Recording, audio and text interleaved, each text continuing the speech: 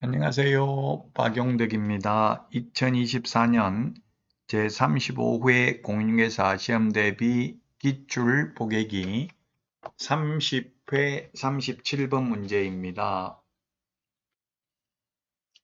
갑 소유의 X주택에 대하여 임차인의 주택의 인도를 받고 2019년 6월 3일 10시에 확정일자를 받으면서 주민등록을 마쳤다. 그런데 갑의 채권자 병이 같은 날 16시에 다른 채권자 정은 다음날 16시에 X주택에 대해서 근당 설정 등기를 마쳤다. 임차인 을에게 개업공개사가 설명한 내용으로 옳은 것입니다.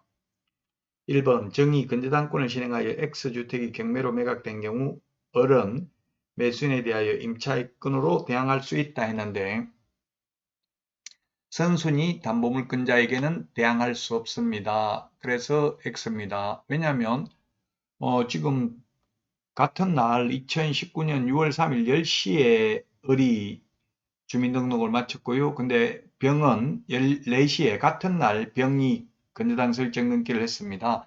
근저당은 다음 날이고 당일이고 대항력은 다음 날이기 때문에 대항할 수 없죠. 선순위 담보물권자에게는 경매에서는 대항할 수 없습니다. 2번 병 또는 정 누구든 저당권을 실행하여 X주택이 경매로 매각된 경우 매각으로 인하여 을의 임차권은 소멸한다. 그렇습니다. 후순위 저당권자, 근저당권자가 경매를 실행했다 하더라도 선순위 담보물권이 있는 경우에는 대항할 수 없기 때문에 빵 빼줘야 됩니다. 맞습니다. 2번이 답이고요. 3번 을은 X주택의 경매 시 경매법원에 배당 요구를 하면 병과 정보다 우선하여 보증금 전액을 배당받을 수 있다 했는데 병보다는 후순위죠. 그래서 틀렸습니다. 병은 당일날 근저당 설정 등기했으니까 병이 더 선순위죠. 병보다는 우선 면제 받을 수 없습니다. 전액을 다 받는 거는. 자, 그 다음에 4번 X주택이 경매로 매각된 후 을이 우선 면제 행사로 보증금을 반환받기 위해서는 X주택을 먼저 법원에 인도하여야 한다. 예, 먼저 인도해야 되는 건 아니고요. 동시 이행관계에 있습니다. 즉 임차인에 대한 배당표가 확정될 때까지 경락인의 명도 청구에 응할 수 없다는 주장이 포함되어 있는 것으로 보아야 됩니다. 동시행이란. 그래서 4번도 틀렸습니다. 4번도 틀렸고요. 먼저 할 필요 없고요. 5번 배당 요구의 종기까지 경매 신청을 한 압류 채권자는 당연 배당 채권자이기 때문에 배당 요구 안 해도 되죠. 그래서 5번도 틀렸습니다. 2번이 정답이 되겠습니다. 다음 38번 문제 보도록 하겠습니다. 부동산 거래 신고 대상이 되는 계약이 아닌 것은 했는데 제가 건공도시, 빈산주택 이 8개 법률에 의한 공급계약 또는 매매계약이죠. 그래서 주택법, 택지개발촉진법, 도시개발법 다 맞습니다. 그 다음에 4번의 경우 건물 매매계약 맞고요. 그 다음에 입주권, 분양권, 공급계약, 매매계약 2번이 답이네요. 토지 임대차 계약, 토지 임대차 계약은 신고 대상 아닙니다. 주택 임대차 계약의 경우 주택 임대차 신고 대상이기는 하죠. 근데 지금 부동산 거래 신고의 경우 전공도시 빈산주택 8개 법률에 의한 공급계약 또는 토지, 건축물, 입주권, 분양권, 매매계약의 경우만 부동산 거래 신고 대상입니다. 토지 임대차, 상가 임대차의 경우 부동산 거래 신고 대상 아닙니다. 2번이 정답이 되겠고요. 자, 다음은 39번 문제 보도록 하겠습니다. 전자계약에 대해서 옳은 것입니다. 1번 시도지사는 부동산 거래계약 신고 허가, 관리 등의 업무와 관련된 정보체계를 구축 운영하여야 한다. 국토부 시도지사가 아니라 국토교통부 장관입니다. 그래서 틀렸습니다. 그 다음에 2번 부동산 거래계약 신고를 하는 경우 전자인증 방법으로 신분을 증명할 수 없다 했는데 공동인증서 전자적으로 가능합니다.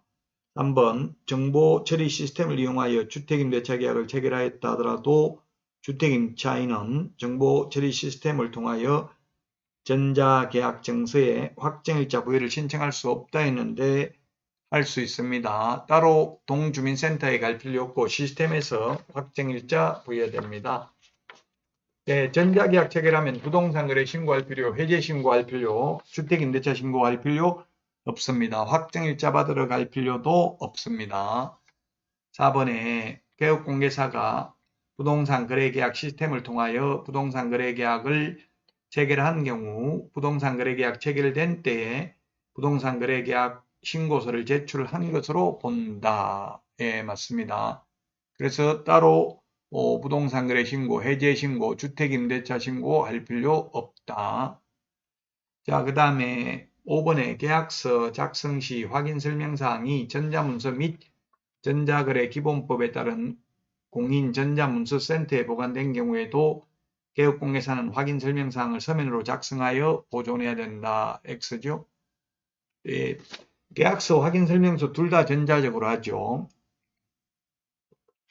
종이계약서, 종이확인설명서 출력해서 보존할 필요 없습니다. 전자계약서를 작성한 경우. 그래서 4번이 정답이 되겠고요. 다음은 40번 문제 보겠습니다. 부동산 거래 신고 등에 관한 법령상 부동산 거래 신고에 관한 설명으로 옳은 것은 했는데 1번 개업공개사가 계약서를 작성 교부한 경우에는 거래 당사자가 아니라 중개거래인 경우에는 반드시 개업공인중개사가 부동산 거래 신고해야 되고요. 60일 이내에 하는 게 아니라 30일 이내에 합니다. 자, 그 다음에 보조원은 거래 신고할 수 없고요. 소속공인중개사는 다만 신고서 제출은 대행할 수 있습니다. 자, 그 다음에 3번 지방공기업법에 따른 지방공사와 개인이 매매계약을 체결한 경우 양당사자가 공동으로 신고해야 된다. X. 이 경우 국가 등이 해야 됩니다. 다만 중개거래인 경우는 국가 등이 일반 당사자라도 개업공개사가 부동산거래 신고해야 됩니다. 자, 그 다음에 공법상 이용제한 거래 규제는 확인 설명해야 될 사항이고 전속 중개계약 시 정보 공개해야 될 사항이기는 하지만 부동산 거래 신고해야 될 사항은 아닙니다. 신고할 때 기재해야 될 사항은 아닙니다.